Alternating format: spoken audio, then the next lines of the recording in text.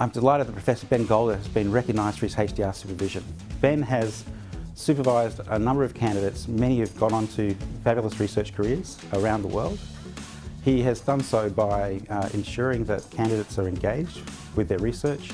For me, the most important characteristic of being a supportive supervisor is being able to help my students draw out their own argument.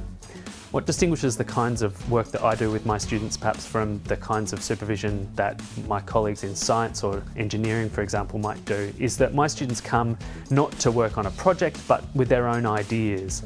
And so supervision for me is about drawing out their ideas, making sure that their thesis gets articulated as strongly and clearly and powerfully as they can, not in my terms but in theirs.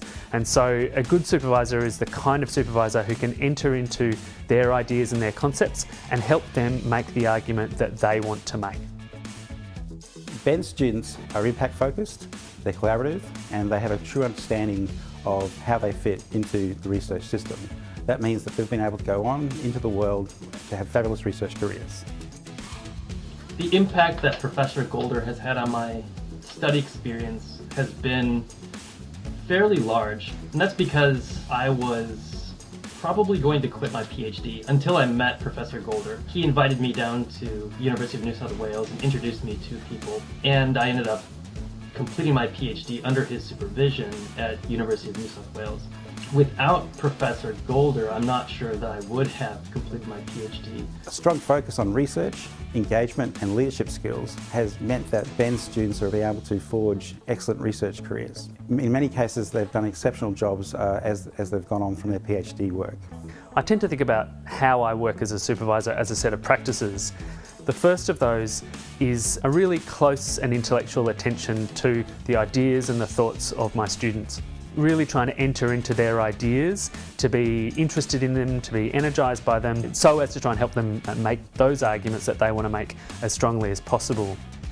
Doing a PhD is incredibly difficult, can be incredibly isolating, and so building those kind of supports around my students, helping them connect with each other in groups to really foster their own ideas and skills as the program develops. Professor Golder's supervision approach fostered a sense of belonging for me at University of New South Wales. He showed me that he actually cared about the things that I was researching, and he also introduced me to other PhD students, other faculty members, all of whom took an interest in what I was working on and what I was doing, which showed me that the things that I cared about are also the things that they cared about.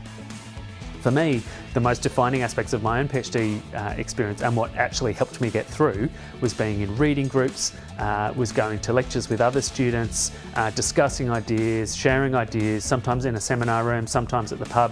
And so I have found that that has been really crucial in my work as a supervisor, trying to bring students together as often as possible. Part of the joy and the challenge of being a PhD supervisor is actually trying to work out on an emotional or a psychological level what works for your individual student and trying to tailor your supervision, your teaching to that particular problem so that, again, they can develop their own ideas, their own thoughts, and they can write their own original contribution to knowledge, which is what a PhD is supposed to be.